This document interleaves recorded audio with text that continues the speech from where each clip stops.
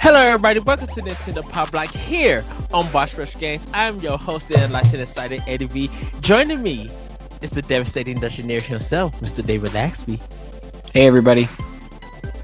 It is the celebratory Mr. Shane Kelley from Another Zelda Dungeon. Nope. Podcast. Podcast. And she is the Dr. Mario of the Zelda world. Everybody, welcome Stephanie K. Hey, I'm excited to be here. Thank you. Shay, what should I have introduced you as? Just Another Zelda Podcast? Because you're so engaging. You're so positive and enlightening and just say that person right there in the window. No. That person in the window, Mr. Shane Kelley. The guy with all the cool merch in the background.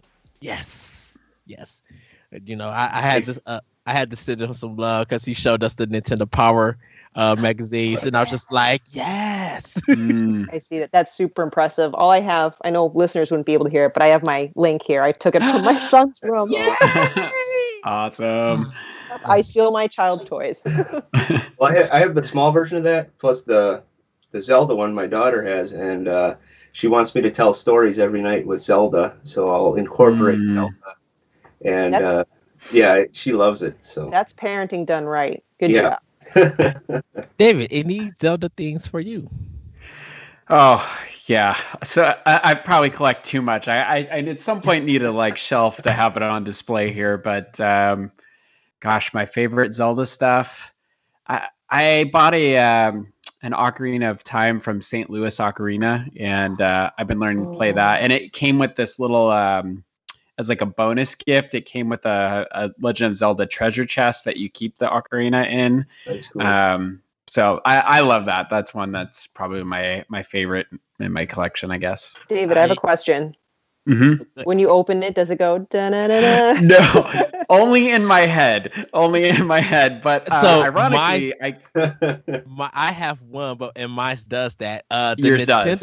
Yeah, so the Nintendo rep that I got that used to come to Toys R Us gave me a treasure chest that kept all your your 3DS games in. So when you open it up, it makes that it makes that noise.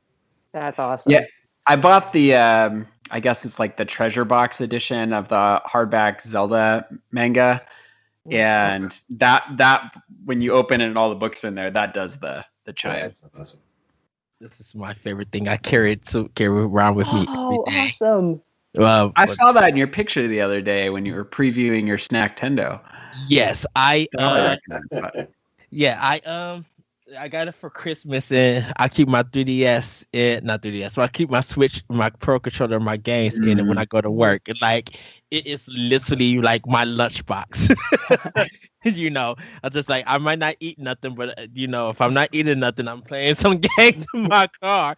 So that is the thing. So everybody, you probably already seen the title. You know why I probably got this group of Zelda fans and just historians. But we're gonna get into that a little bit later in the show. We're gonna get to some quick housekeeping. This is episode 242 of Nintendo Pow Block Podcast.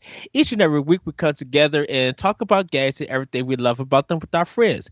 You could join us live on Monday at 8:30 p.m. Eastern Time on twitch.tv/BossRushGames live and be a part of the conversation. But you can't join us live, no big deal. You can head over to youtube.com/BossRushGames and BossRushGames.com to watch the show or listen on your podcast service of choice. We must to subscribe, follow, rate, and review wherever you consume us. It helps us out with discoverability. And check out our family of shows whenever you listen to our podcast or your podcast. Come join the Boss Rush Network Discord. We have a ton of communities that talk about games, entertainment, snacks, and more. So you guys can come check us out on Discord for Boss Rush Games. Now, before we get into that, everybody, how was your weekend? Shane, how was your weekend? Oh, it was all right. Had some good food. Got a new phone. Cleaned the basement. Trying to get that cleared out a little so that we can get some air conditioning possibly piped in this summer. So thank you, Stimulus. So, All right. Stephanie, how was your weekend? Not bad, not bad. Spent a lot of time outdoors, which is great. It gets super cold and not great outside during the winter, so we're just crawling out of that. In the meantime, I'm just outside with my son drawing with chalk. I've been drawing a bunch of Nintendo characters while he's off doodling and stuff. I drew myself a pretty nice Yoshi, if I do say so myself. And I'm also working on finishing editing my novel right now. So it's starting to become a chore. It shouldn't be a chore, but I'm almost there. All As my right. weekend. All right. Thanks. David, how was your weekend? It's good. Lots of dad stuff. Similar to what you were saying, Stephanie, it's been really crappy weather around here for quite a while. And so this was our first time kind of soaring into the 70s and 80s. And so I took my kids to the ocean on Saturday, and that was fun. And got to have a lot of reading and game time with my kids. So it was good. Nice. Oh, did you say 70s and 80s? Yeah. It was in the 30s here the other day. Yeah. Well, normally Seattle is a nice 37 degrees and raining for 5 months of the year. So How about you, Ed? How was your weekend? It was good. I did a lot of podcasting. Like I said, podcasting with LeBron for Boss Rush, podcast with Jesse for Arsenal. Was updating my Xbox, and I popped in Cyberpunk 2077. I'm like, okay, because I had already updated, and I'm going to be like, I'm going to see how this update is and everything. I popped it in and I got my TV on, and I look at it, it's just like, this game needs to update. Okay, I'm like, okay, this just probably needs to finish it. That thing said 23.95 gigs, and it was just like, we're going to take 8 hours to download this. And I was just like, Satan, not today. Cut my TV off and went to work. Because I was just like, this is crazy. I'm like, 8 hours? This is almost like the Mass Effect trilogy that I did on PS3. That it took me a day and a half to download that whole all 3 games. And I'm just like, this is the work of the devil. I'm not about to do this. No, not today. But other than that, just playing, getting a lot of gaming, working on some articles, some blogs, getting some stuff done for the writing team that we're going to talk a little bit more later on in the show, and just working as normal, living my life and everything. Because, oh goodness gracious, Mother's Day is coming up, and we about to get everybody and the dead people to come in all late to get their Mother's Day cards and stuff, and it's going to be non-stop. I already know it's about to be a mess, so I'm preparing for that. But that's pretty much what's my weekend. So with that, everybody, we're gonna jump into Snacktendo. Now, Shane, I gotta start with you because you already know. I was just like, you better come through with the Snacktendo. Oh yeah, absolutely. I always tell my wife we got to do something. I'm going to be on the podcast coming up this week, and so we got to do something good. So we made crostinis. We toast them. We put olive oil and garlic salt on sliced French baguettes. Put that in the oven, and then put some, I think it's garlic and herb cream cheese on there, and then you put some honey and fig jam on top of that. Put on some baby arugula and some roast beef, and it is delicious. The kids will eat it too. So, yeah, that was delicious. And then I made mushrooms with applewood smoked bacon wrapped around, and then I put some brown sugar on it, and I tossed that on the grill. And then I made some sweet grilled sweet peppers, and we put I want to say it was cream cheese with goat cheese, and then green onions, and we mix that inside the pepper, and that is good as well. And then I think maybe Wednesday or Thursday last week we made these turkey, onion, and pepper meatballs, and then we took jalapenos and pineapple, and then we made like a coconut rice and sauce for it, and we mixed it all together. It was delicious.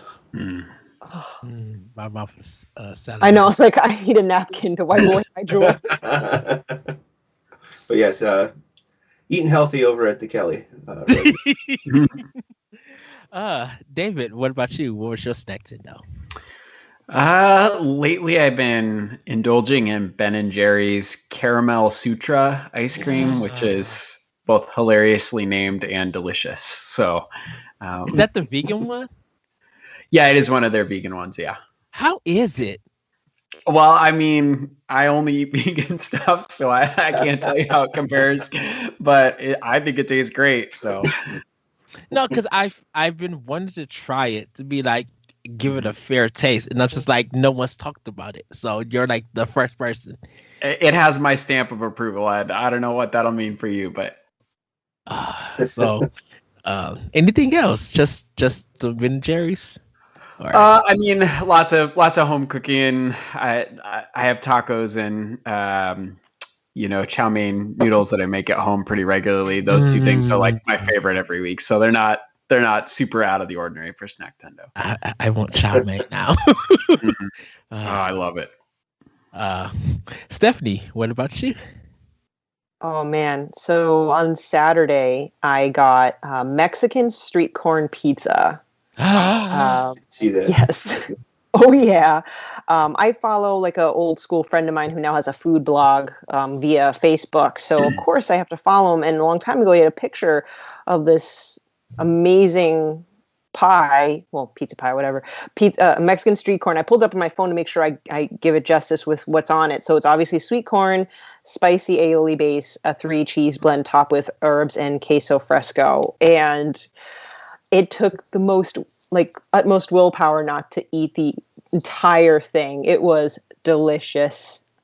I love it. And then, so I'm going back to the same place because they also had on their menu like a crab rangoon pizza. I don't know how they pull it off, but if they can pull off Mexican street corn pizza, I'm pretty sure they can pull off that. They have a crab rangoon pizza down the street here, and it's delicious. I recommend it if you like that kind of food.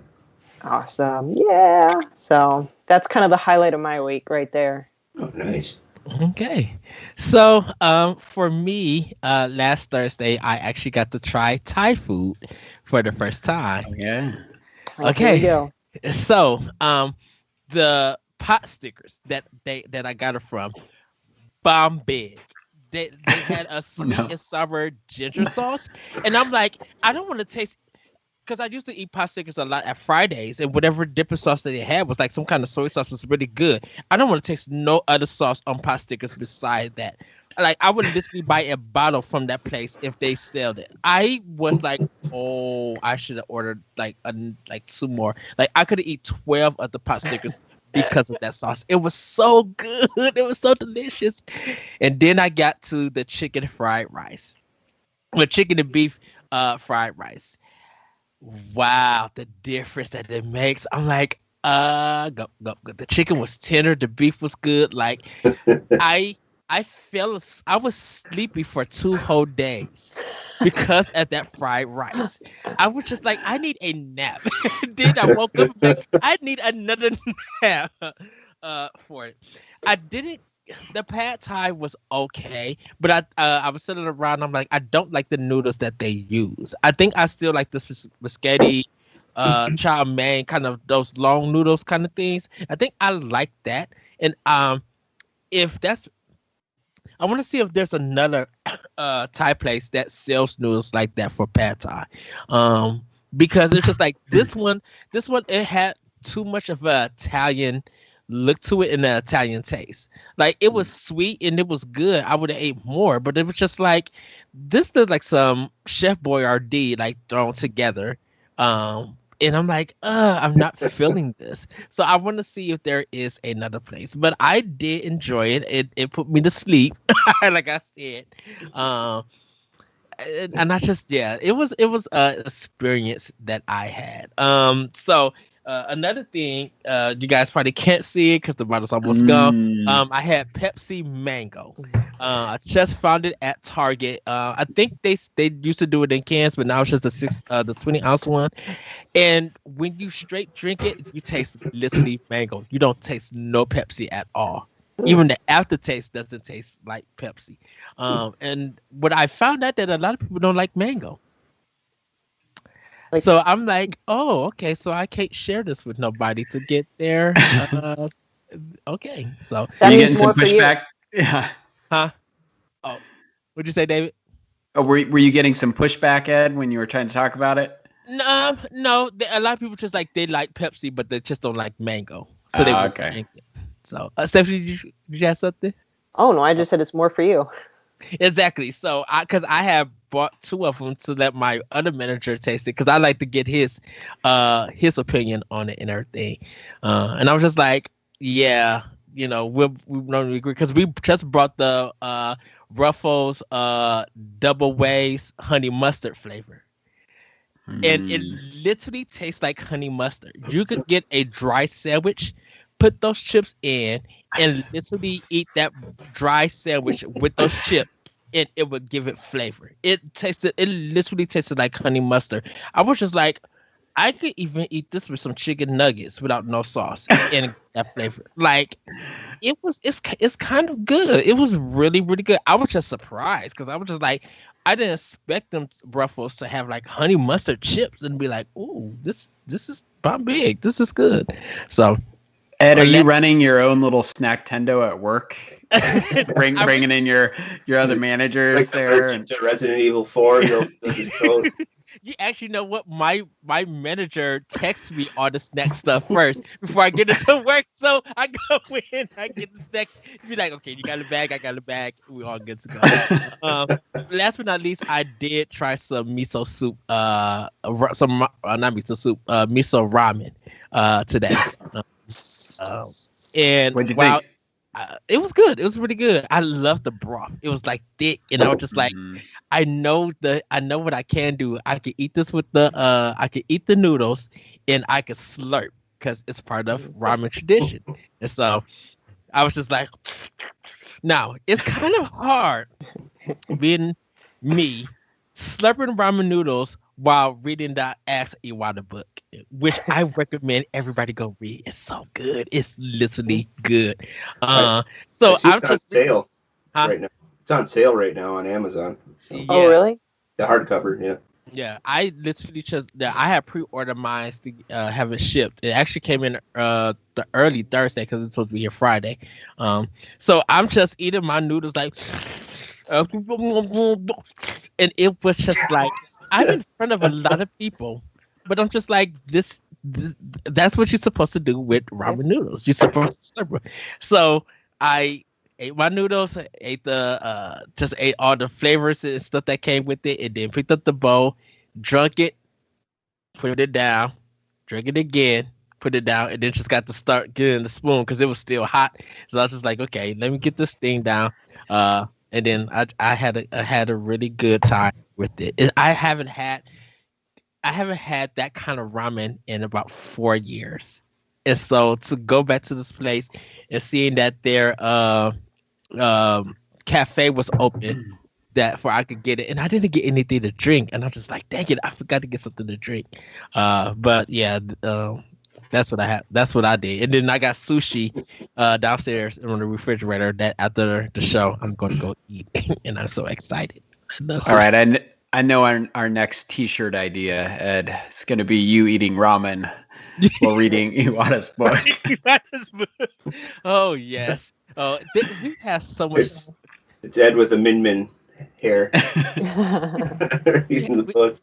I've been called Mr. Pow by Jesse. Mr. Laura is calling us blockaders. We've just been doing a lot with Nintendo Pow Block, and it's been literally fun.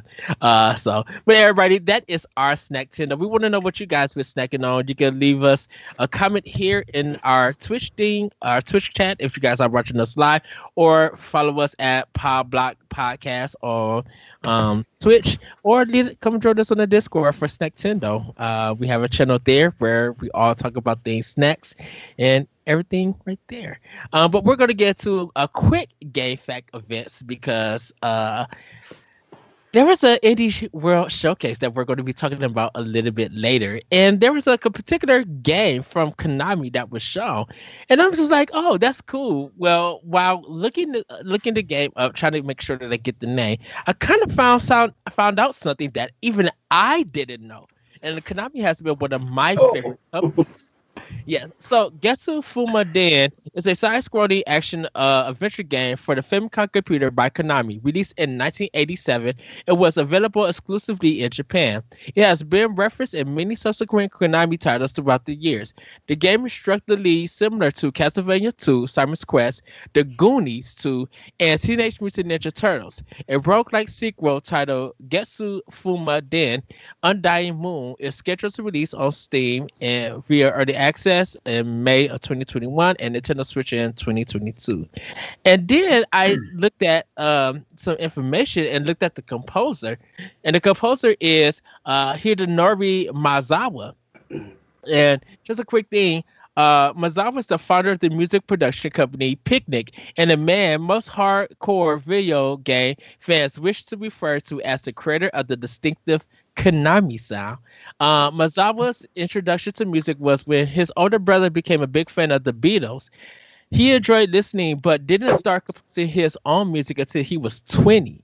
Composing became his livelihood when he decided he wasn't capable of playing instruments and therefore couldn't play in a band.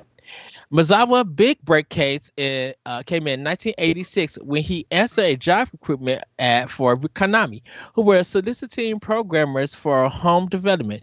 He was hired for his technical and composing skill and was immediately pressed into service, assisting Kinuya Yamashita on her soundtrack for Castlevania. After that soundtrack, Miyazawa continued to program music for Konami games, most notably the NES version of Contra, in which he and future Pure Sound founder Kiyoshi Sada pioneered the use of the PCM channel for drums, a device Sada, Yamashita, and many other developers would use in future NES games. So, yeah, I was just like, oh wow! Because I love the Ninja Turtles and I love Goonies 2 and Castlevania Simons 2, and so he kind of played a part in this now known as Metrovania genre of games, and him producing the sound. Like when you even listen to Contra, you just be like, you cannot deny on how good that soundtrack is and everything. Like I play Contra almost once every month and just to make sure my skills are still up there. And it's just like so energetic when you go into that game and you listening to that music. It's so good. So that's my. Oh, go ahead. Those 8-bit and like chiptune composers are to me, they're really impressive because just what they're able to pull off with such little resources. I think it's incredible. Yes. So that's been our Game Fact events. So now you know what time it is. It's time for Femi News. David, take it away. All right. Thanks, Ed. Well, our first story is about the Indie World Showcase recap, and this bit of reporting actually comes from our own Boss Rush Games from Ed and Dan Murphy. So let's dive into that. Nintendo brought us a new Indie World Showcase that contains some exciting new indie titles, updates to announced games, surprising ports, and the debut to Oxenfree. With 21 games shown, Nintendo and its indie partners are delivering a lot of content across multiple genres. A sale on indie games was also announced, and that sale will be going on through April 25th until midnight that day. So the following is a quick list of the games that were announced, and I'm going to fly through these quickly just as a review. We have Road 96, Never Yield, Last Stop, Hindsight, Ollie Ollie World, The Longing, There Is No Game, Wrong Dimension, Teenage Mutant Ninja Turtles Shredder's Revenge, Christ Tales, Getsu Fumidan, Aztec, Forgotten Gods, Skull, Fez, Art of Rally, Kiwi, Labyrinth City, Weaving Tides, House of the Dead Remake, Ender Lilies, Quietus of the Nights, Beasts of Maravilla Island, and Oxenfree 2 Lost Signals. So for our panel for this first story, I'm just curious about what your reactions are to the Indie World Showcase. And I know that Stephanie actually wrote our Boss Rush banter piece for this about this today, asking folks, what are you most excited for? So definitely go ahead and check that out over at Boss Rush and share your ideas with us. What stands out to you most? Any significance to the state of indies on Switch with this latest Indie World Showcase? So, Shane, we'll go ahead and start with you. What are your reactions to this latest showcase? I think Nintendo does a good job of making a diverse lineup every time they showcase these. It's like a color wheel almost, and wherever you're on the color wheel, you got something that you can play. Some of the ones I'm more excited about, Turtles, definitely. I do hope that's online. I don't know if it was mentioned or not, but I would love to play with I got 4 brothers and a sister. Most of them have a Switch. I would love to play it online with them. Also, Road 96 looked good. Hindsight, Last Stop, Oxenfree 2 I'm excited about. But I am excited about Beasts of Maravilla Island. I did kickstart that one. So I am excited to play that. It's kind of like a adventure Pokemon Snap type thing. You got your camera and you take pictures of the animals that are on the island. So I am, I guess, kind of excited to see what my money went to. So yeah, Shane, how long ago did you kickstart that? That's really interesting. Probably less than a year ago. Wow, and it made it to the Indie Direct that quickly. Yeah. I think I've kickstarted probably 20 plus games on, and I've only played one, which was Summer of Mara, which was my first one. Another one came out, I think, Sword of the Necromancer, but I'm waiting for my physical copy in June.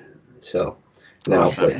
Was there any bonus for the kickstart that you did? I think digital art. I think you can get stickers, and I do believe higher up you get the soundtrack and some other stuff. That's fantastic. What I usually do for my Kickstarters is try to get the soundtrack at least. I like to have it physical, but for the most part, I usually get it digital because the price difference is pretty significant. Of course. Well, thank you. And I love what you said about the color wheel. I think that's a beautiful analogy for what Nintendo does with their indies. And I totally agree. Stephanie, I know you wrote quite a bit about the Indie Direct. What was on your mind as you watched that? Well, I just get wicked excited about indie games.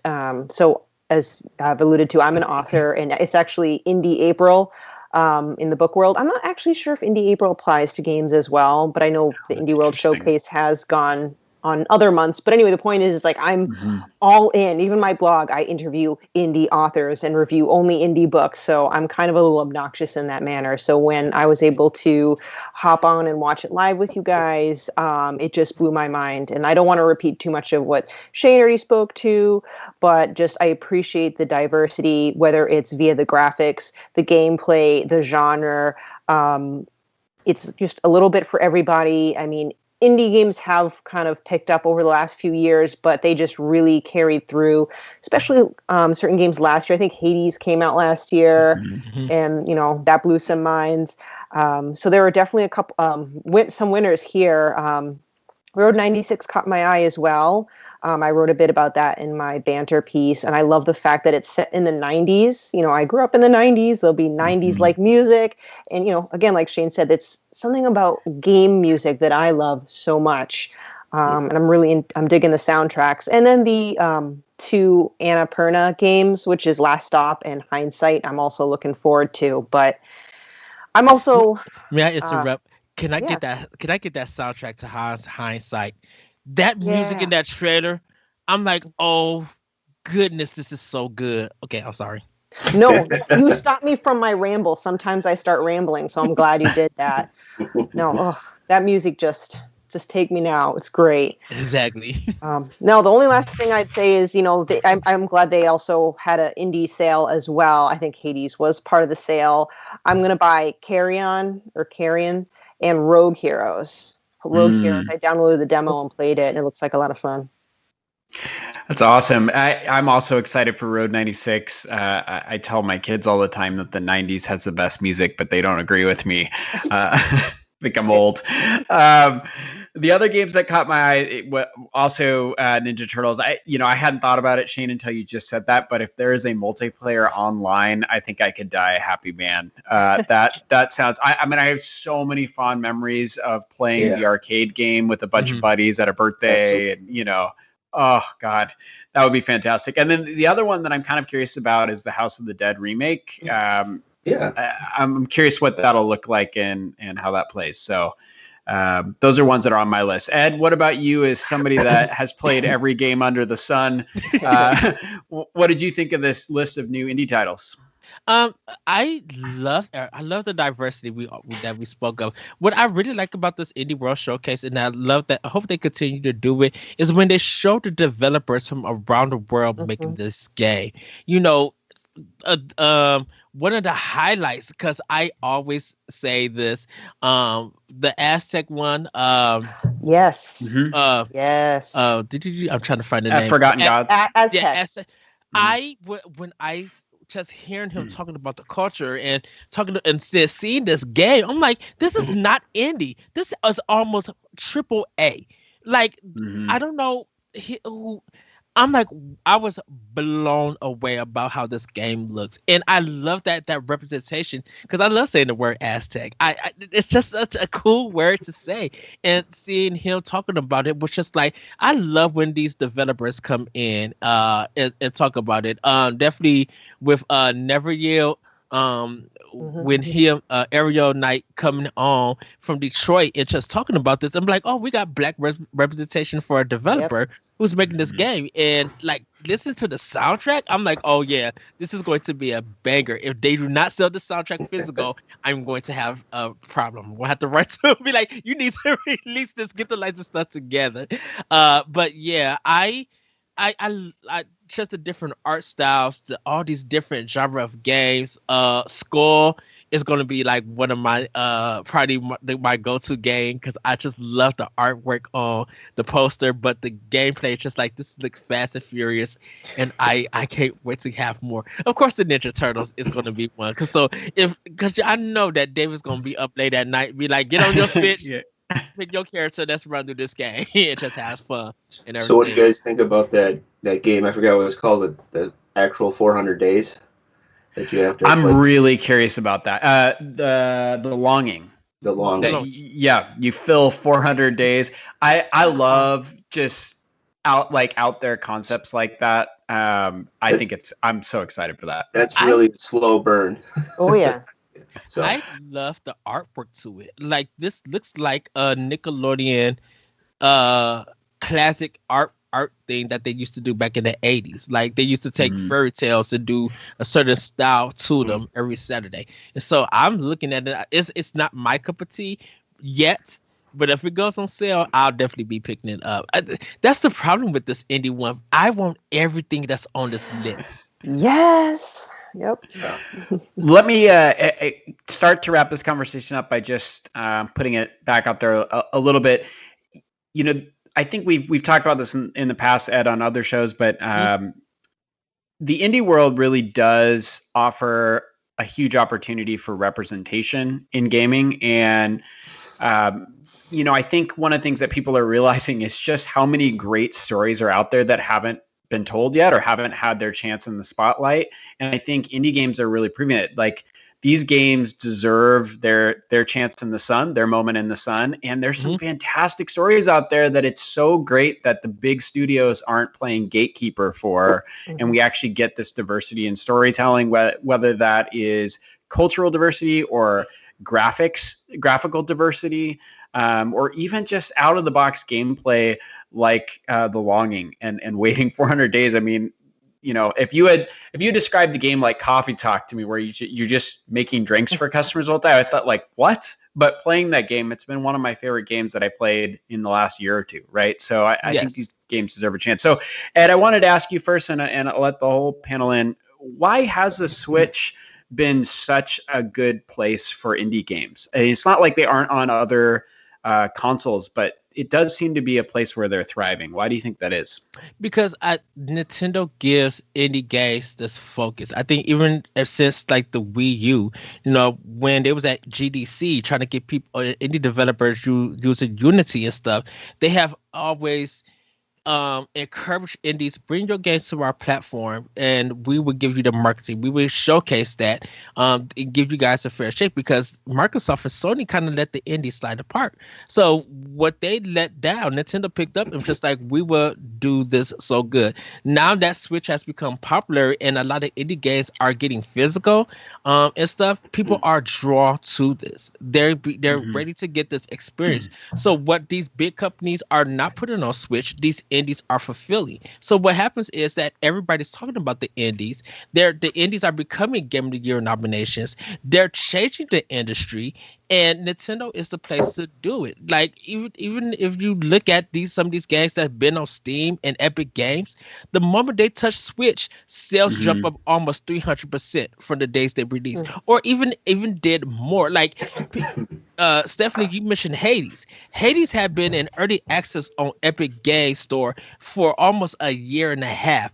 The moment that the full version touched Switch, and this even happened to Dead Cells, the moment that it came out of early access and it touched Switch, the game sold like bunkers. Hades became a Game of the Year nomination and have won some places. So indies on Switch is kind of just like, this is the place to be at. We know we could get you guys money and good sales and definitely good pre-orders. And if there's a chance that your game is coming to limited run or super rare games or I am 8-bit, you're definitely going to get more than what you didn't even think that you would get. Like, you would literally sell almost as big as a AAA game. Well, Ed, that's interesting you say that. I would argue that there is something of a cultural difference at Nintendo too, though, because I think it's interesting, like the announcement from PlayStation, or not really an announcement from them, but the story about PlayStation this week, that they're only really focusing on blockbuster games, right? And that's really what they're looking at. It's hard to imagine something like that coming out of Nintendo. Stephanie, any closing thoughts on this topic? Just echoing what Ed said, because I do feel that, while Nintendo has very strong IPs, they don't, take the lag time in between, lightly. They put a lot of focus onto these indie games, by allowing like that Indie World Showcase to have its own time, its own show. So that's why, I kind of agree with that logic and that flow. And just from a consumer's point of view, because I have a PS4. I don't have an Xbox, so I have a PS4, and I've had Nintendo consoles all my life. Especially getting into, I didn't have Wii U, but like the Switch generation. There's something also about the fact that it's mobile. I don't know why, but there's just something. Again, this is a consumer point of view. Like the fact that I can dock it or have it mobile, I feel like that kind of influences the fact that that's my go-to console, and I want more of my games on that console. So if I want to dabble in a couple indie games, I'd prefer it to be on there. It's just me. I'm probably just a small opinion there, but thought I'd throw that in. No, that's a great point. I think there's a lot of truth to that. Shane, you get the closing thought on this topic. So going off of Stephanie, yes, I play, and I pick and choose how I play my indies, and I mainly pick for the Switch for story, for simple or laid back experiences. I can sit on the couch, I can sit at the kitchen table, and having a kid, I could take the Switch. They can, watch the Wiggles or whatever they're doing. So, lately I've just been picking certain longer, better visual graphic style for my PS4, and I've been picking a lot of the story-based ones like Firewatch, Abzu, those kind of Golf Story. Speaking of that, I want to know where Sports Story is. But yeah, it's just, there's just something about being able to take my Switch and being able to play it and, put in my headphones, or, I can, go sit out on the deck, or I can go up to my room, and not, mainly bother the rest of the family if they're doing something, or they bother me. Just kidding. But it's just something along those lines that it's almost like a unique, special experience Even when I got it, my daughter was born 11 days after the Switch came out. I was able to play Legend of Zelda in one hand while I'm feeding. It's it's something along those lines that I think that's why it sells so well, because anyone who travels, or anyone who just has one TV and 10 people in the house, you take that Switch and you can play it. So. Thank you, guys. Those are great thoughts. And, the Indie World Showcase is certainly something worth pausing and reflecting on. And I do agree with what you all said, that there seems to be a connection between the sort of free-spirited or relaxing attitude that comes with playing indies and the hands-free, or not hands-free, but mobile option that Switch provides. So thank you. Well, we're going to move on to our next story. This is from Liam Doolam out of NintendoLife.com. Metroid Prime 4 developer hires DreamWorks talent as a lighting artist. Yeah, I see you shaking your head, Ed. It's been quite the hiring spree for them. So, quote, over the past year, Retro Studios has been on a mass hiring spree for its highly anticipated release, Metroid Prime 4. While this important process seems to have slowed down in recent months, apparently the studio isn't done just yet. Metroid fan site Shine Sparkers reports a lighting and compositing artist by the name of Chad Orr has signed on at Retro as a senior lighting artist. This information comes via LinkedIn. His former projects are just as impressive as the studio's other recruits, and he's even got some common links. In terms of film, he's worked on projects at Disney's, such as the animations Moana and Zootopia, and at DreamWorks Animation on How to Train Your Dragon 3 and The Croods: A New Age. Like some of the others on the team, he helped Sony Santa Monica with God of War, and has also won some awards for this title, and How to Train Your Dragon 3. He assisted Sony Pictures ImageWorks as well. So, for consideration, what are your reactions to this latest hire? Does this suggest more delays? What is going on with Metroid Prime 4? So, Ed, I'll start with you. Give us your thoughts on this. So I seen this story before. We talked about it here on Pow Block, and I was like, not dumbfounded. I was speechless, because I was just like, "Oh, that's awesome! You're getting someone from DreamWorks." I think Metro Prime 4 once again, it's becoming something that we are not going to expect. We got all these big name game developers, but now we're getting film into it. I don't think it's so much delays and stuff, because hopefully we see a trailer at E3. But this is getting me hyped. Like, this is getting me like, the moment you guys announce a pre-order, I'm pre-ordering this game. Like, because I know it really feels like Nintendo is really putting some money into this game. And the production value on this is going to be very high quality. It's going to make it seem like whatever they had did previous before they canceled that version, they're going to make that look like it was just a concept that was that they could use. And then the Retro probably looked at the concept and was just like, well, we could do way better than this. So I cannot wait to see what this game is going to turn out to be. Absolutely. The cutscenes are going to be bonkers. From a guy who has worked at DreamWorks, working in that animation and that lighting and everything, they got to make a book for this. They got to make an art book for this. I will pay $100 to get a Metro Prime 4 art book for everything on this. This game is just, like I said, I'm not worried about the delays and stuff. We don't know anything about it. Yes. But my reaction to this is going to be like, I cannot wait to see this. And even if it doesn't impress me or impress people, I feel like, you know what? They're still working on this game. And when they get good people working on it. Yeah, when they get this cleaned up, and Nintendo loves their quality, they don't play around with it. It's going to look better than you ever expected. So right now I'm I need a pre-order date. I need an art book, and I can't wait to see what this game turns out to be. Ed's ready to hand over his wallet. Yeah. So Stephanie and Shane, I know that we all have Zelda in common. Do either of you play Metroid? And any thoughts on this? Go ahead, Stephanie.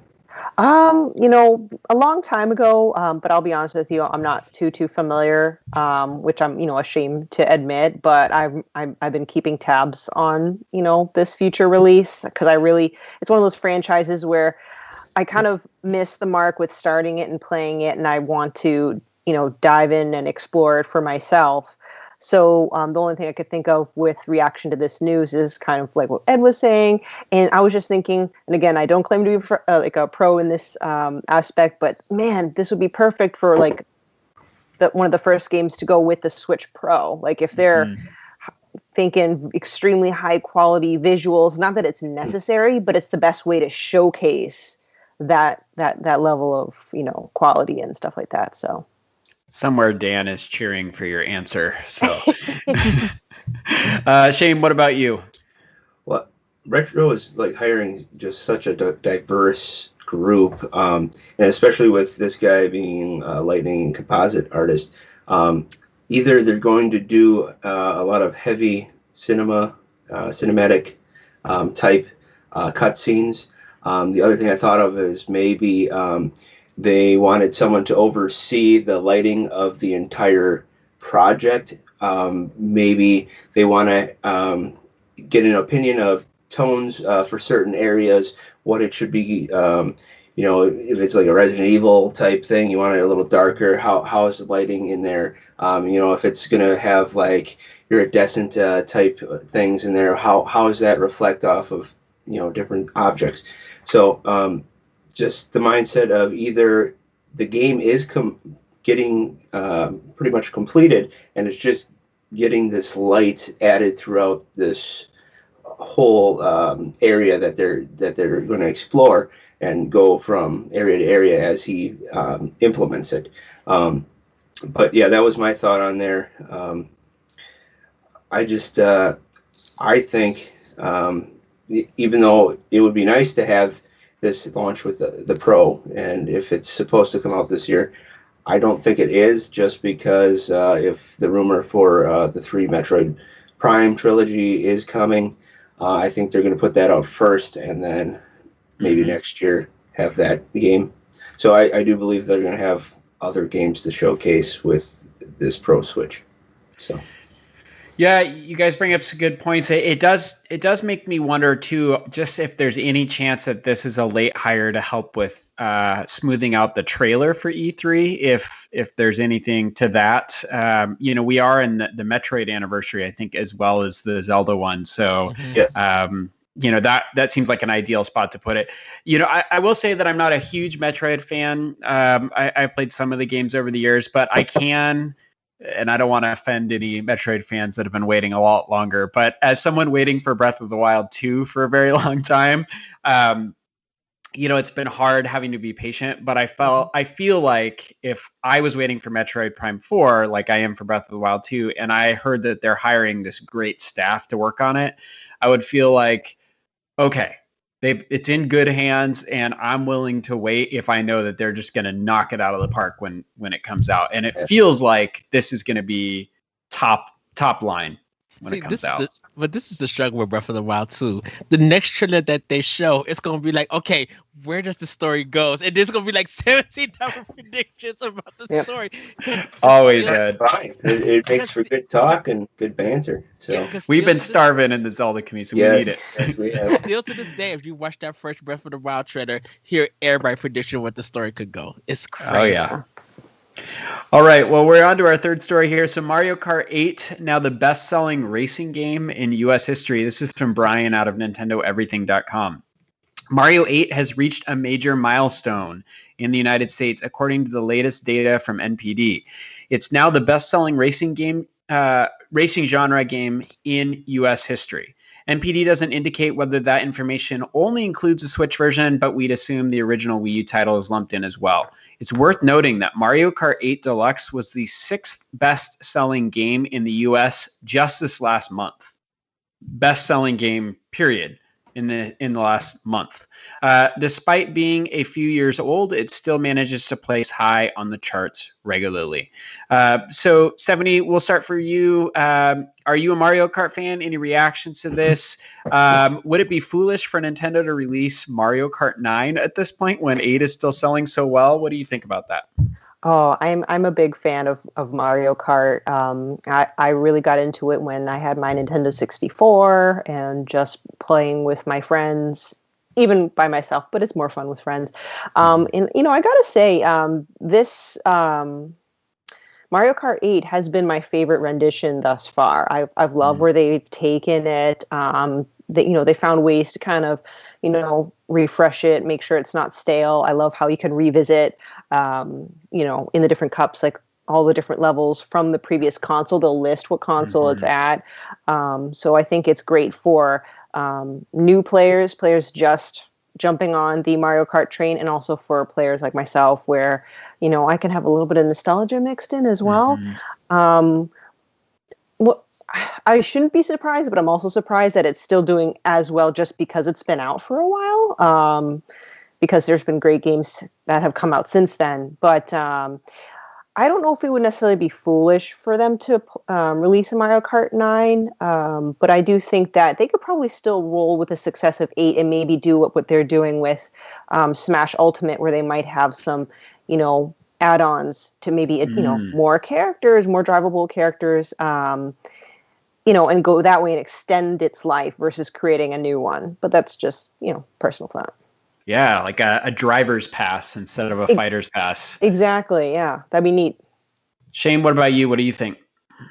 Well, I bought it in 2014 when it came out for the Wii U, and I was kind of a little disgruntled with buying those passes, because later on it comes for free plus extra stuff with the release in 2017 on the Switch. I think for two reasons they didn't do well, and that they improved in 8 is the balloon fight thing. They just did the whole level, and it was not good. And I think that has excelled the sales of 8 Deluxe, and the install base on the Wii U was not the greatest. So now that we have 4 years of almost 4 years of Mario Kart 8 Deluxe, I don't think Nintendo is going to hurt if they put Mario Kart 9 out. They're going to make money regardless. But I do think that if 9 exists, which I'm sure it does, it will be released probably in spring of 2022. I do think with Zelda and some other games that possibly might be coming out this Christmas, they're going to push that to maybe April, May, June for next year. So, all right. Ed, why does Mario Kart continue to sell so well, and when should 9 come out? It continues to sell so well because everybody loves the online. Everybody's playing Mario Kart 8 online so much. You still see tournaments going on. You still see people doing invites on social media and everything. So I think it's still going strong because of the online functionality. It's a great game. I don't have it on Switch yet because I kind of want a Double Dash remake to come. But it's just doing numbers because of that online functionality.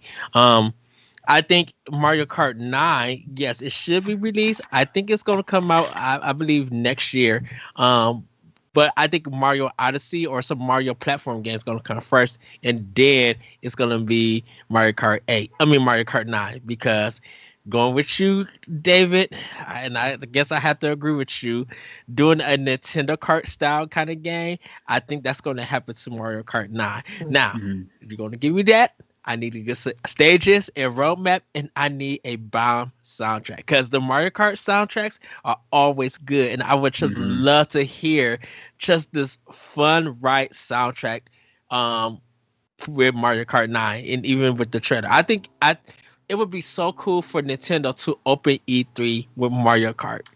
You just hear that would be great. And he's just driving in, and you just hear the thing, and you think it's just like, oh, this is some DLC to Mario Kart 8. Oh no, this is not, and it's just a whole bunch that you unexpected. And then might as well throw Home Circuit in because that has been a hit also.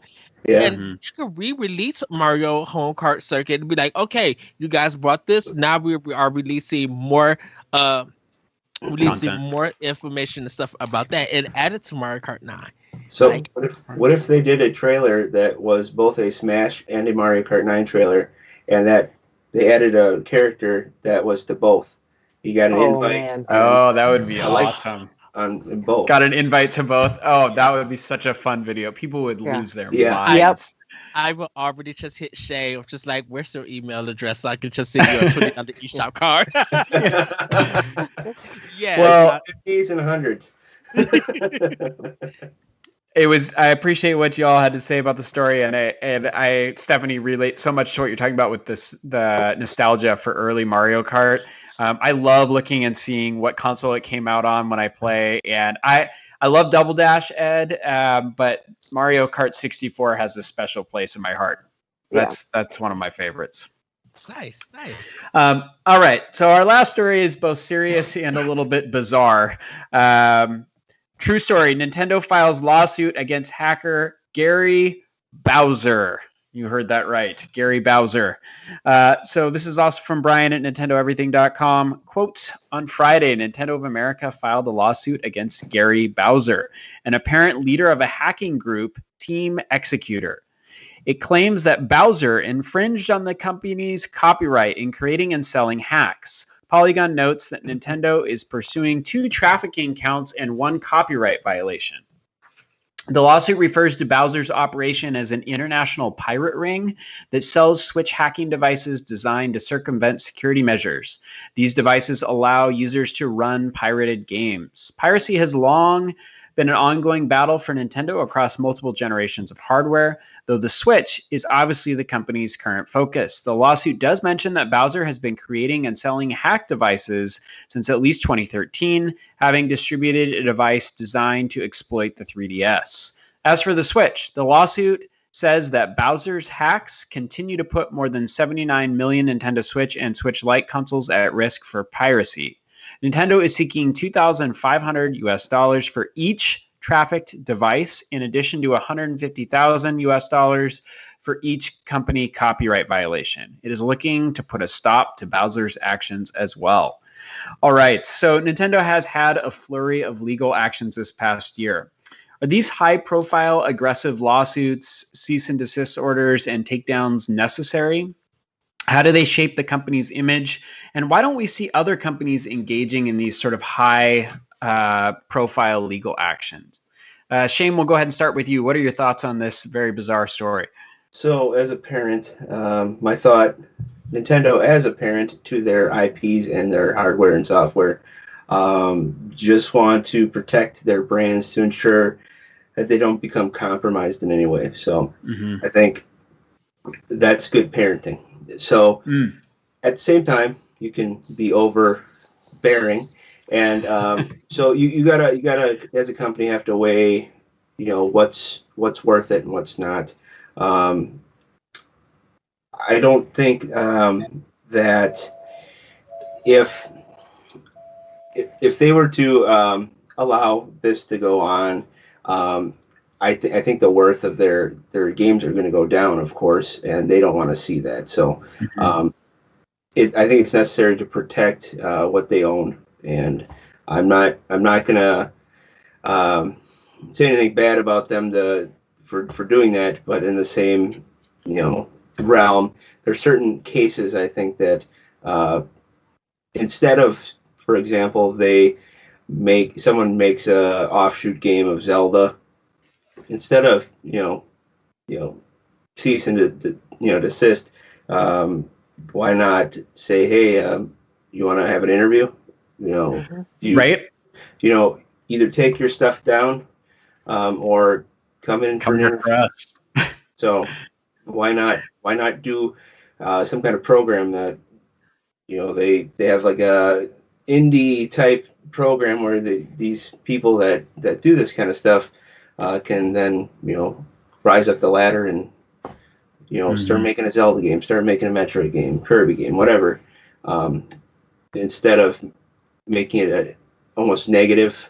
Right. That's just my opinion. So that's a great point, Shane. And I think that I'm pretty sure that Sega did that with some Sonic games at one point, right? Yes. They brought them aboard famously, and man, that especially being in the Zelda community, how many great Zelda mods or things like that have we seen? Absolutely. Where it's like, well, how many minutes until Nintendo pulls this down? Exactly, and you see like the 4K mods for Zelda, right? These people in and help you make a 4K Zelda.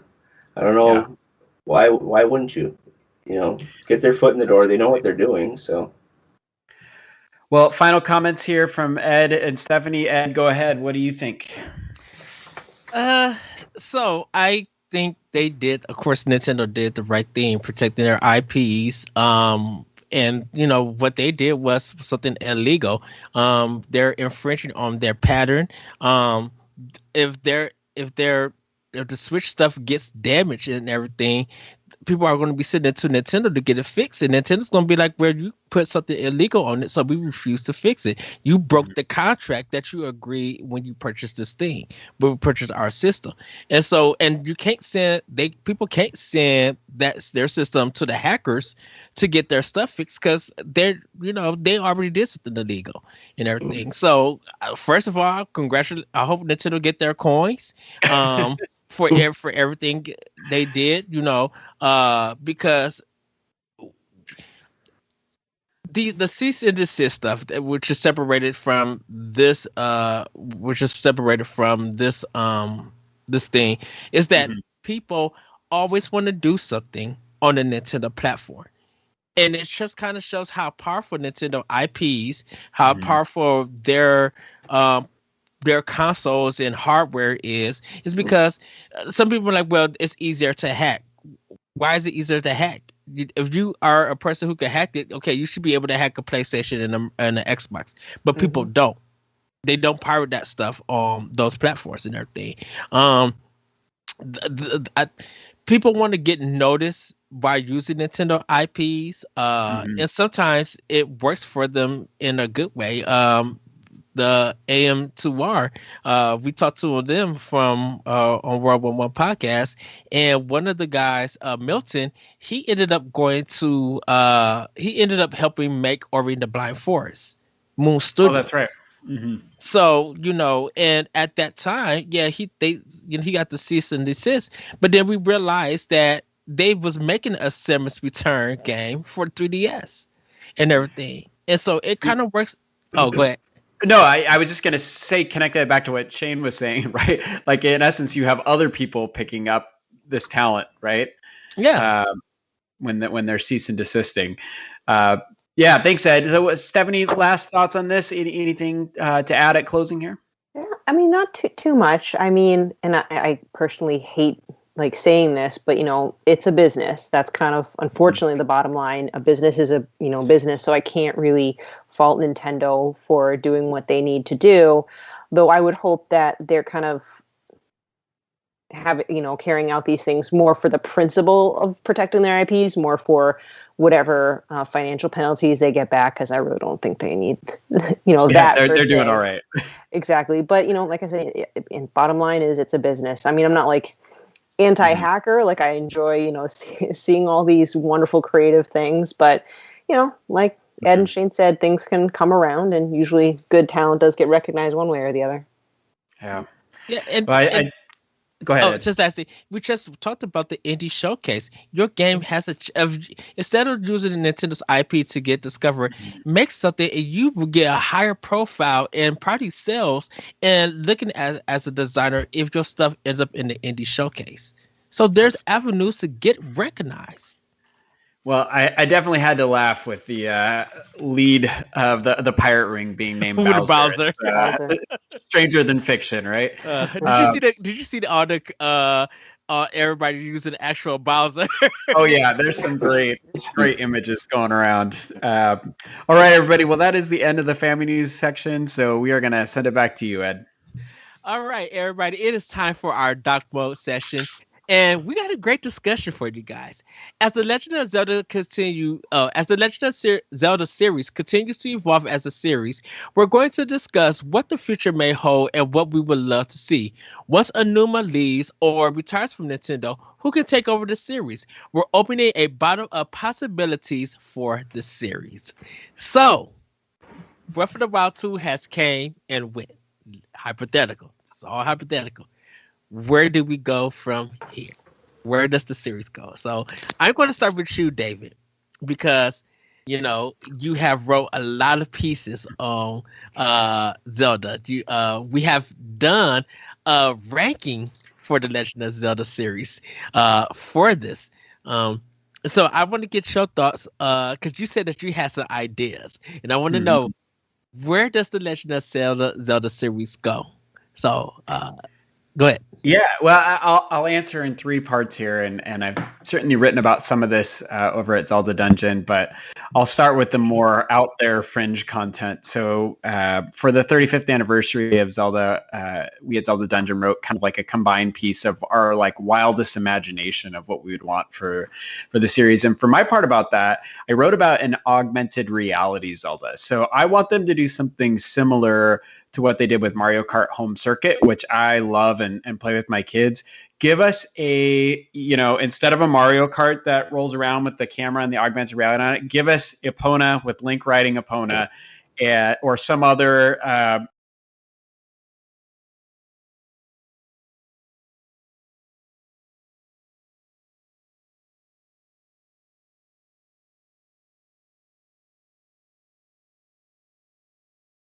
table and make it a loop that you have to drive under, and it becomes part of the racetrack. Well, imagine being able to create a little mini dungeon with augmented reality at your kitchen table with your kids. I think that would be an absolute blast and an opportunity for Nintendo to do something a little out of the box. So that's thing number one. In a little bit more traditional vein, but still something different than what Nintendo's done, I want a Super Mario Maker style Zelda Dungeon Builder. I think we need to leverage that online sharing ability. Link's Awakening had that dungeon builder in the latest remake of that, but the inability to share that with friends in any meaningful way really was a bummer for that. And then the last thing, just thinking about the mainline series itself, I would really like to see them continue to go in this open world direction. I know that was controversial for some fans who wanted more of a linear traditional Zelda game, but I think it brought so many people into the fold, and it really matches up with this generation's consoles in terms of that style of play. And I would really like to see them continue to break the tradition mold a little bit. Let us choose to be Zelda for the adventure instead of Link, or give us more choice over the character. There's nothing in Zelda lore that says that the manifestation of the hero has to be male. So I think giving players choice over that, I think would be awesome. So that's my kind of wish list. I know, Ed, that you were asking about who in the industry could take over, and I don't even know where to start with that. So. Okay, we'll get to that one a little bit later. I'll give you time to think about it. Stephanie, Breath of the Wild 2 has just came, went, it finished, it got Game of the Year again. It just did numbers. Where does the Legend of Zelda series go from there? Ooh, after I sink in maybe like 600 hours into that game. Yeah, and I'm expecting, at least some sort of difference. Just real quick on Breath of the Wild 2.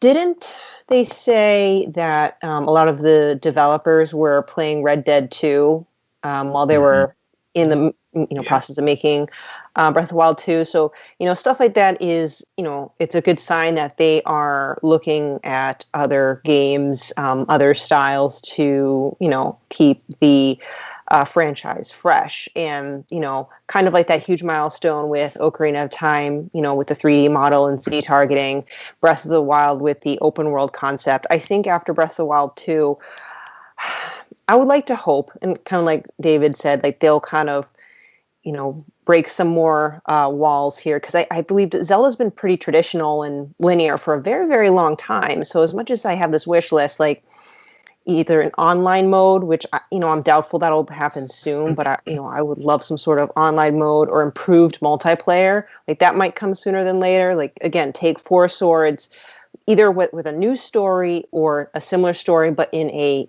manner that it's much easier. It's easier. Ooh, I can't talk. It's getting kind of late. For friends to hop online, split those screens, and have an adventure together. So something along those lines. Again, whether or not you can select a Zelda to play, maybe get involved with other NPCs, playing with them, traveling together as a group. And then lastly, I'd like to see more, and what I could expect more spin-offs, so to speak, because Zelda, again, is a franchise that, had its own formula. They were very protective of their IP for a long time, but over the years, they had remakes done by Grezzo, and then spin-offs, so to speak, like Cadence of Hyrule, Hyrule Warriors, Age of Calamity, and I think now they're developing a trust for these developers like Grezzo to recreate a couple things. So I would love to see more spin-offs of the franchise as well. All right. Shane, you just got done with Breath of the Wild 2. You got 5 articles out. They are New York Times worth reading. They're just the best. You put the controller down and you did everything. You're celebrating that it got Game of the Year. Yeah. Where does the Legend of Zelda series go? So one thing that I love about the Zelda series is it can feel and look so different, but it can feel so familiar throughout each iteration. The basics are there, the foundation's there, but it's malleable. There's just so much you can do on top of those basics. I want to see more of an RPG, fleshed out dungeons, characters, mounts, weapons, and dwellings that are customizable, bigger purpose for Link's house, his dwelling, whatever he's in. There's some kind of, hybrid, bigger purpose of some sort that he would use it for. So I've got an article coming up at the beginning of May here that discusses different past transportations in Zelda and what I would like to see. So I'm not going to spoil most of them. The one thing I thought was, back in January, I played an indie game called The Red Lantern. And it's at the beginning, you're in a van and you want to be part of a dog sled race. So you go and you choose, I think it's 4 or 5 dogs, 4 dogs, and you own one out of 10 dogs or something like that. And you go to each one of these dogs, and as you go, you have to pick 4 out of those. And it creates a team. So I thought, with all the dogs around Hyrule, why not be able to go up to a dog, friend it, and you can, almost like the horses, you can take the dog, and then you can create a snow sled, and you can use it up north, go wherever you want. In the snow sled, you can use your Wolf Amiibo Link, and he could be the lead for your team, stuff like that. That's what I kind of am picturing, but you can also do it with maybe the sand seals, and you can do it down, you get sand seals into your sled, or you can mix and match, or or use other animals that they might have. Another thing I thought of is they have the 900 Korok seeds. What will they do to replace that? Actually, I was in Twitch today, and I had thought of something, and I thought maybe, since I like Minish Cap as one of my favorite top-downs, I thought, what if they had the Minish in this game, because I know they scrapped that from the first one, and use kinstones, and you could collect the kinstones, and you had to match them with different people, or Minish, or whatever the case is, whoever had these stones, and that'll unlock things as you go. Maybe use it for the RPG thing element, so you can unlock things for your weapons, or I don't know. There's so many different, ways you could incorporate that. As for the position for Eiji Aonuma, so I did some research. From 2019 to 2020, there was an increase in employment at Nintendo from 5,944 to 6,200. And in comparison, from 2010, they had only 4,425 employees. So they've really ramped up in the last decade for, people that could potentially be under those Zelda teams and maybe step up. But EJ Numa is 58 years old right now. And in comparison, I think Miyamoto is 68. Yeah. And there was one guy that I've come across that I think would be, I guess, a good successor. So EJ could put in another 10 years. Who knows? He might follow in Miyamoto's footsteps. The guy's name is Hideo Maro Fujibayashi. So he's 48 years old. He's been working for Nintendo for a while, and he's directed all the way from Oracle all the way up. So he's been part of the team. He's done writing. He's done directing. So 20 years at least he's been doing this. So he's on a lot of the in the background almost in the credits. But I think with his experience and what he has already accomplished, he'd probably be a good successor, especially if he's only 48. Say EJ does it for another 5-6 years, then he could take over. He'll be in his 50s, give us another decade or so, and then someone else will come along. But yeah, I think that'd be a good guy to fill his shoes. Okay. So for me, I would love to see the Master Sword being cursed and the light arrows being cursed. And now that the traditional weapons and lore that the Zelda series has kind of like went through a downfall, I feel like Zelda's blood and Link's blood somehow like it gets saved. Zelda dies, Link dies, Ganon has won. But somehow the world has gotten to a modern age and everything. A boy and a girl, they are on a quest, just exploring, just exploring Greece, let's just say, or exploring Japan or whatever, Australia. So exploring somewhere where they come in contact of Zelda's and Link's blood. And they pick it up and they're trying to figure out what's going on. The ground shakes and the blood from the glass like cuts them, but it enters their blood and heals them. So now this girl and this boy has become the new Legend of Zelda timeline, Link and Zelda. So now they're trying to find, this happens and now they have to go and save the world from Ganondorf. And everything. So now you got this modern new kind of take of the timeline with it. And they go out and instead of, going back try to do that old Master Sword, they find a new Master Sword where now it's double katanas. And instead of light arrows, it's like I think David, when we was playing Hyrule Warriors, does she have like some kind of ball or something? Or is that or some kind of thing? She has her goddess powers. Sure, her goddess powers. Yeah. So now she acquired the new goddess powers, where she don't have to create arrows. If she wants to create arrows, she could just form it. She could form different weapons. So if she wants to make it like a bow or anything, she can. And they go and save this. They go and defeat Ganon, destroy the old weapons. And now this new timeline happens and everything, and realize that it was destiny for them to become the new Link and the new Zelda. So Ed, would you want, when you're talking about restarting a timeline, would you want traditional weapons still, or would you be open to the idea of kind of pulling a Final Fantasy a little bit and bringing it into the modern era? Modern era.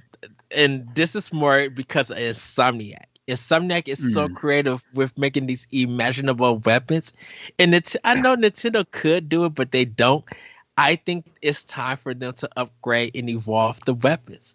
Maybe the grapple thing is still there, but now you are using it as a chain whip because you don't use a whip in the Legend of Zelda series. Maybe your grapple thing could change it and stuff. And maybe if you do have a sword, like I said, I would love to see katana blades and stuff. So you now got these platinum games, Ninja Theory action stylish action inputs to put in for your fighting and stuff.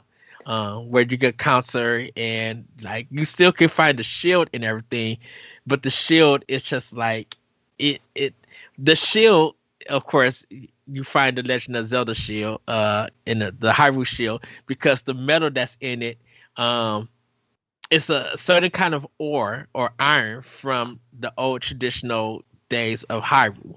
And so you're still connecting back. Yeah. It still stood the test of time and it never got corrupted or anything because of how strong it is. That's a really awesome point because I believe some of the concept art for Breath of the Wild, because I bought all the art books. Some of that concept art was a more modernized Link. I mean, I know we ended up getting like that the kind of motorcycle in the DLC. Yes. So trending in that direction. Yes, the Master Cycle. Thank you. And, at first when I saw those renditions of a more modern Link, it just didn't sit right with me. But the more we talk about it, I'm like, if they want to, do it with 360 and kind of change things up, a modern take is viable for sure. Yeah. I say do that. And then they realize that something in the Legend of Zelda 2 for the NES plays a part into this. Because you visit different towns, it's different enemies, and the whole game is a different design. So since it's a different design, and this game is a different design, kind of connected to there. And then once you beat it and once you end it, you kind of realize that there's a museum that has all the masks from Majora's Mask that's still there. And it's just like there's a glowing eye that opens and stuff, and it's just like, okay, now Majora's Mask is coming into play. Ooh, these visuals, I love it. Now, I was going to say I do have an article on Another Zelda podcast that pretty much details what I think the sequel is going to be. So if you're interested, you should read it. It's called Deep Slumber Deity, and it's really good. Now, I will say that'd be a different graphic style. And I say make a funny kind of Zelda game in the style of Brahma Half or Inuyasha. Like take that art style and make it like very comedic and stuff. Of course, because Zelda is kind of serious and everything, but I would love to see some slapstick comedy Zelda happening with that game. Some Pa-Rappa. Yeah, because see, I already told David that I will pay him $60 if his Four Sword Adventure game comes out that he said that he's talking about. He would have his game pre-ordered and sent to his house. I don't think Nintendo's gonna give us a Zelda 99. I wish. I'm just saying, if they sold it, I would be like, David, don't even buy it. Your copy is on this way. So, as for with Anuma leaving, I think I would love to see one of their females be head of Zelda. I think it's time to change the guard. Whenever Anuma leaves, and I would like to see a female representation. How would they take this? And of course, this is coming from Japanese culture. I think it would be a different idea and a different perspective, and I think that's what we kind of need for it. So, David, did you have any thoughts about the Anuma thing? Were you able to think about it, or? No, I mean, I'm always bad with names when it comes with folks like that. But I did like what Shane was saying just about somebody with a little bit of a pedigree there, because I guess what I don't want to have happen is somebody to come from out of house who's had no history or connection with Zelda. I'm all for reinventing and bringing new things, but I want some understanding of the history there and some institutional memory. So that's important to me. Maybe we can get some of the developers for the Philips CDI games on there. Oh wow. Oh wow. Okay, so our last thing about the Zelda series, what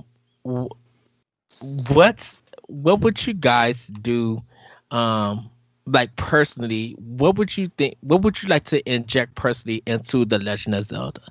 Like, would you want a character, custom made version where you could create your character or anything, or would you have it like an Animal Cross style Legend of Zelda where you get a town and you design the clothes and you design the weapons and you can send people out to do quests and stuff? Like, how would you put yourself into the Legend of Zelda? David, you want to start or? Yeah, I got some ideas for this. So I do think player choice is becoming increasingly important in games, and it would make a lot of traditionalists mad, but I actually think it would be great if there was a game where you could choose to be evil or good in the game, and out of that choice launch whole different directions for the plot or game endings.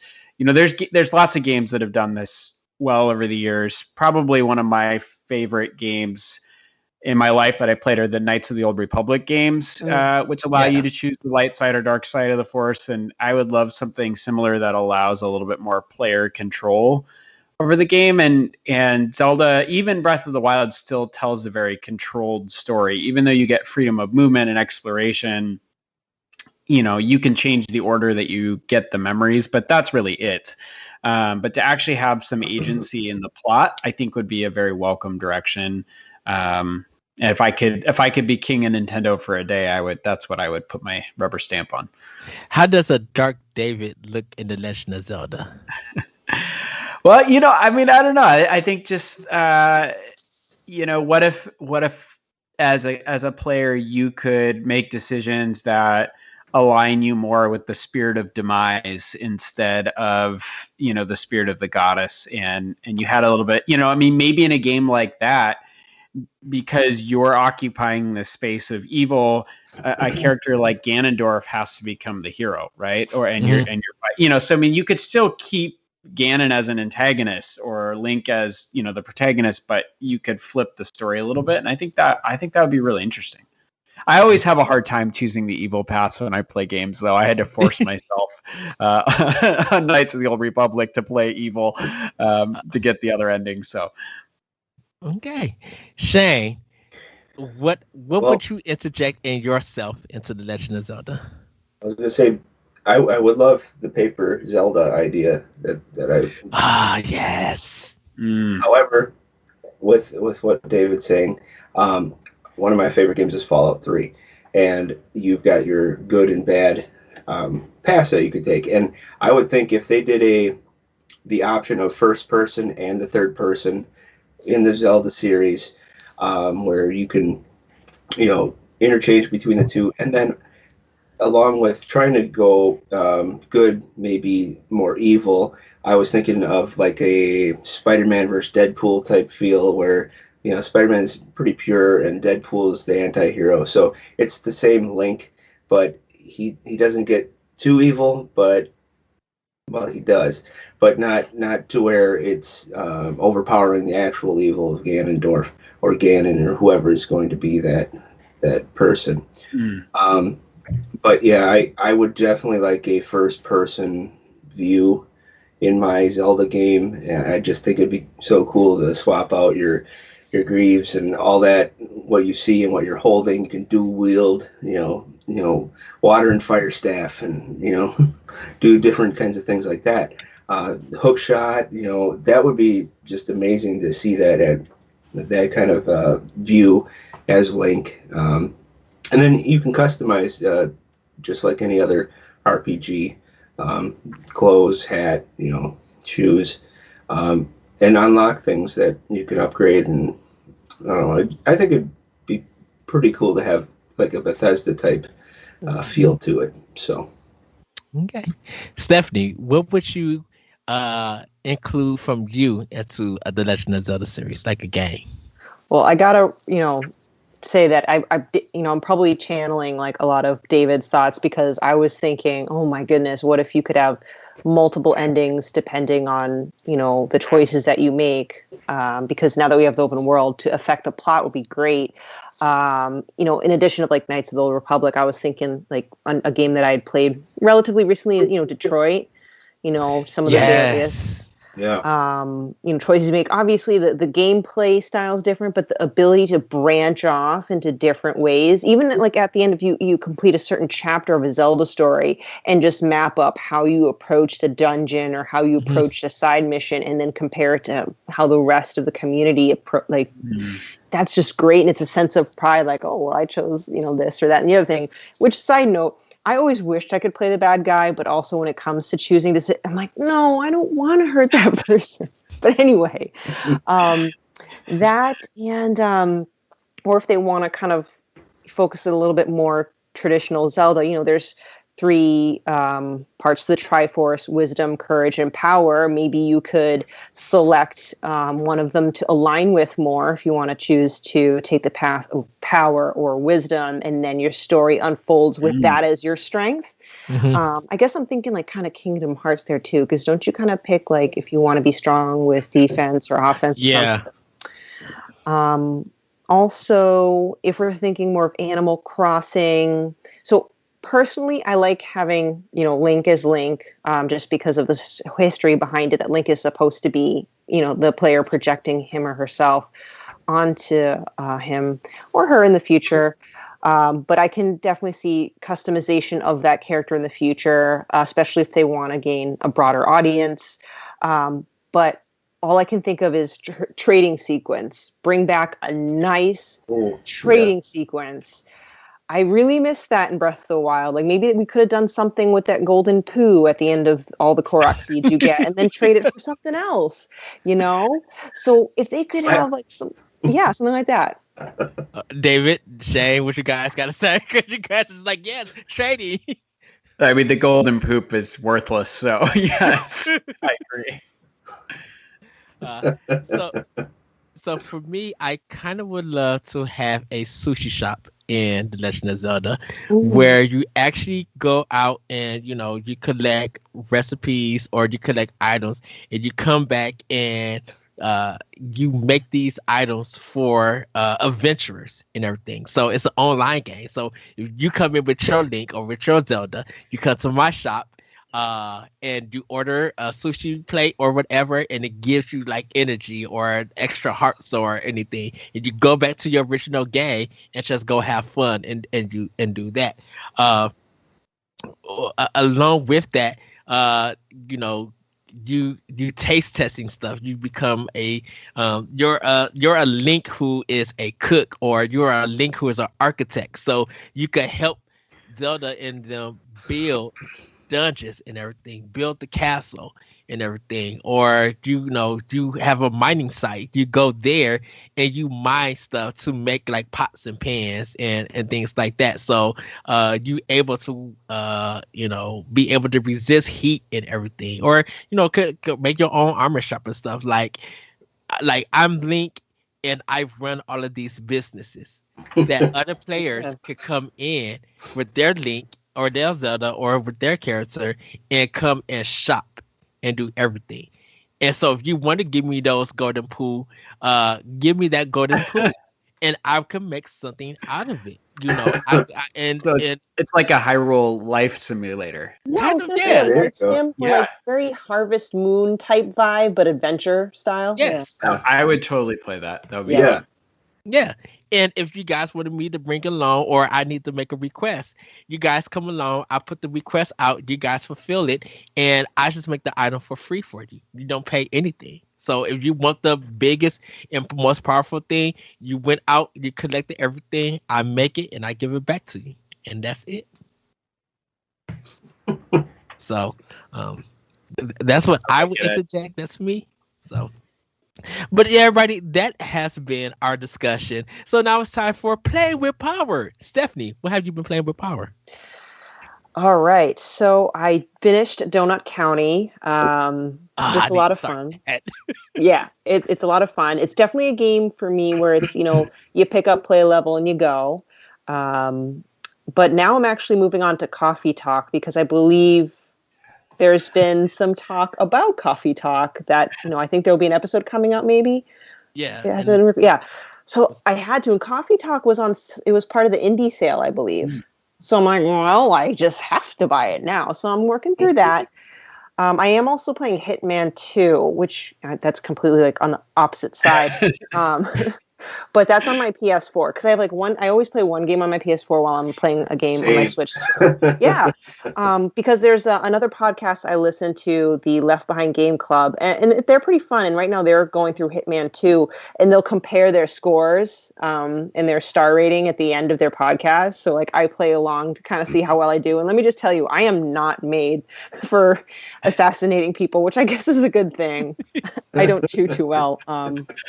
So that's what I'm playing with. I have a huge list of indie games because I have a purchasing problem right now because they're all on sale. So. Yeah. Jane, what have you been playing with Power? So this past week, I beat Hellblade: Senua's Sacrifice on PS4. Yes. And I also beat Observer on the Switch. Yes. Pretty decent games. Currently playing Zelda Triforce Heroes. Brave stuff. Yeah. Basically, it's a check I'm mark. in the sixth level. Yeah. I still the other games that I have to play are the Four Swords Adventures, Zelda 2, and Majora's Mask. Those are the only other Zelda games I have to. You got a couple of good ones to end there on. Yeah. Yeah. I'm stuck on Zelda 2, man. Good luck. Yeah.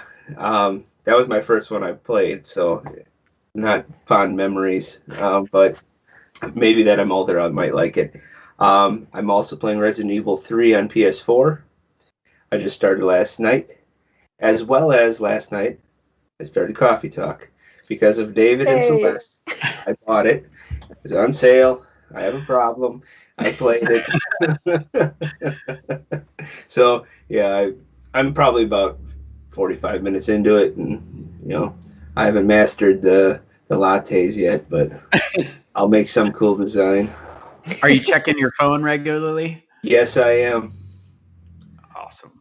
But yeah, I'm excited to play that. So I like good story type games. So yeah. We need to have a large round table once we all get through it. This is Coffee Park Part 2. Talk the that's right. I guess the last I'll be like, we got a Part 2 coming for Coffee Talk. But David, what have you been playing with Power?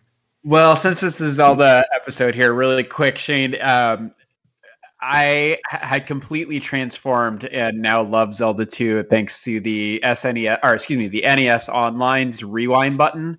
It is. I might benefit from that. I shamelessly cheated my way through that game, and I appreciate the lore and the ideas behind the game so much. And I do hope that they'll give it a remake that's not impossibly hard and evil, because it is a really great game. So that's my plug for the rewind button. So I'm still grinding away at the same games that I was playing last week. So on my 3DS right now, I am trying to 100% Spirit Tracks, but it's starting to feel like a box checker for me as well. It's not my favorite Zelda. And then I am stuck in Xenoblade Chronicles Definitive Edition right now. I need to go level up, and the hard thing about being a parent is I don't have time to grind for my characters anymore. So I get to these bosses, and it's like, well, when's my next break from work that I can grind this character a bit? Or you have such a big break between when you can play it next, you don't know what the story is anymore. Right, like what? I gotta check my notes. Who's this guy again? You gotta put their names down and what you're doing. So. It's real. So then I, when I get family time with my kids, we always play Fortnite together. So that's a mainstay. And then the last game I'm trying to finish playing is Greece, which my problem with that is I don't want to play it when I'm interrupted with my kids, because it's such a beautiful artistic game and I'm taking notes as I play it. And, that makes it really hard to have time that's uninterrupted to be able to play. So I'm dragging my feet a little bit on that one. But so that's it for me, Ed. What about for you? What are you playing with? So I had to get my Switch out to look. So Monster Hunter Rise, I am playing, enjoying that game, just destroying these monsters. And on my Twitter page, I got like me jumping around, hitting all these monsters, and just having a great old time, just loving this game. Saga Frontier. People are now seeing the faults of this game. I thought this remaster would fix it, and it is still a questionable content game that Square Enix has to put down. And I'm just going to leave it at that. I say if people want to play it, give that a sale. Other than that, yeah, it's an interesting game. The Dark Side Detective. Fubba is in the dark. It's actually a point and click game that's comedy.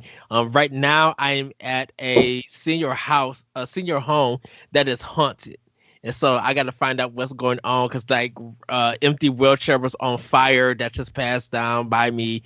I got two old people. It's not normal. I got two people on wheelchairs on the roof who are about to kill each other over this old woman. And it's just like, if y'all fall off this roof, y'all both dead. My car is possessed. It's all this crazy mess that I got to try to figure out what's going on to solve. And I'm there just to visit my partners, who is another cop. I'm there trying to find out, we went there to the senior home to visit his nana, and the nana's not coming out because all of this crazy stuff is happening. So I am playing that. I'm baffled. It really is funny. I'm playing Tuha Luna Nights, which is like a Metroidvania game. It was kind of fun with that. I picked up God Strike. This is a boss rush, bullet hell kind of game. Where all you fight is bosses. You got to dodge and shoot and everything. And it's kind of really cool. I picked up the demo for Aerial Knights Never Year demo. Really enjoyed that. It's a great soundtrack. I think it's only 2 levels that you could play. And depending on what difficulty that you put it on would determine on how you play the game. Because there are some things that give you hints, and then if you do it like on the hardest mode, you have no hints. You got to pay attention on what to do. So that's really nice. I picked up When the Past Was Around. This is a game that I played in the demo. I think it was part of the indie sale too. And I cannot wait to go through this game because it's beautiful. The art, the story, I can't wait to find. Me and Celeste been talking about it in the past. And I don't know. She may have finished it. She may have not. But when I played the demo, when they announced this at the last indie showcase last year, I was just like, I have to have this game. And I cannot wait to experience it. Mm-hmm. Lost Words Beyond the Page. So this is a game that the crew at EXP has kind of recommended for me to play, and I picked it up, and I'm having a problem with it. The problem is that the game is doing joystick drift or Joy-Con drift.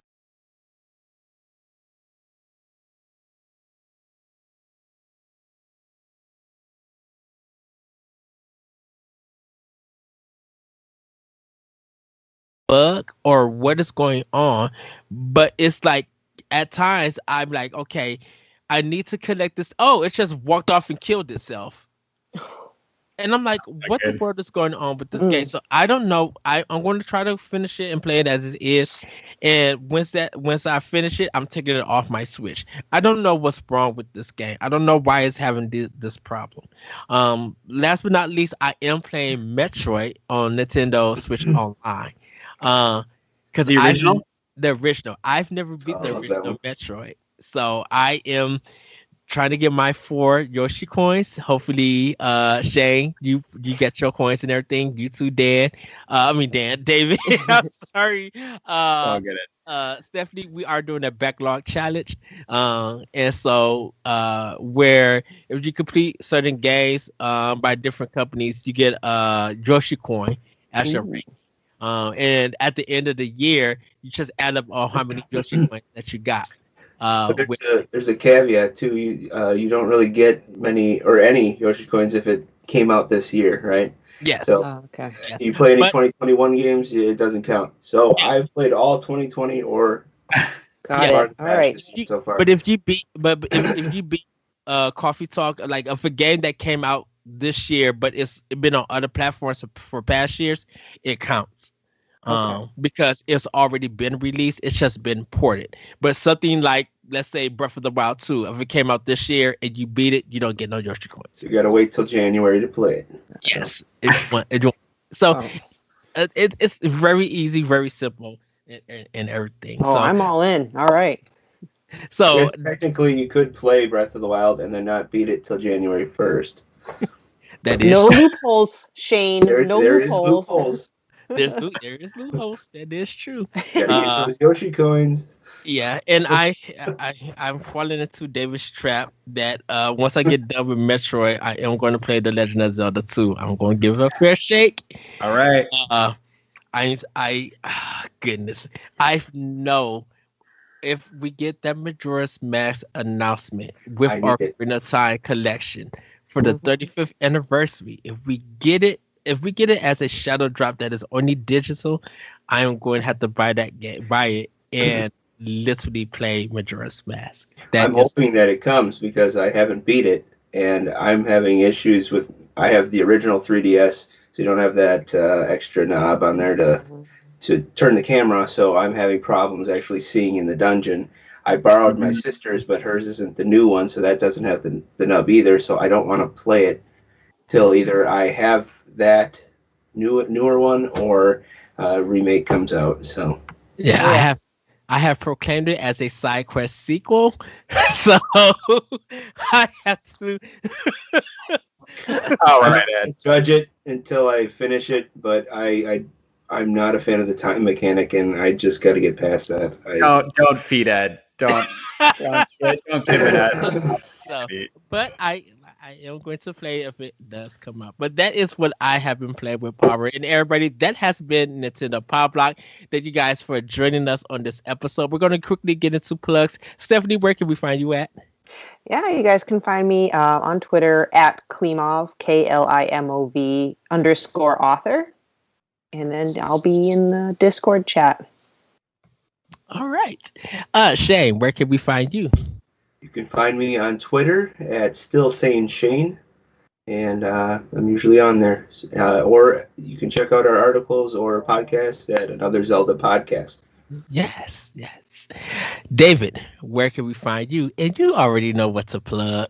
Right. So you can find me at David Lasby on Twitter, and we've recently added a couple folks to our writing team, and we're still looking to add a few more. So if you're passionate about writing, and of course you love games, or you wouldn't be listening to us, go ahead and email us at opportunities@brg@gmail.com. So that's opportunities@brg@gmail.com.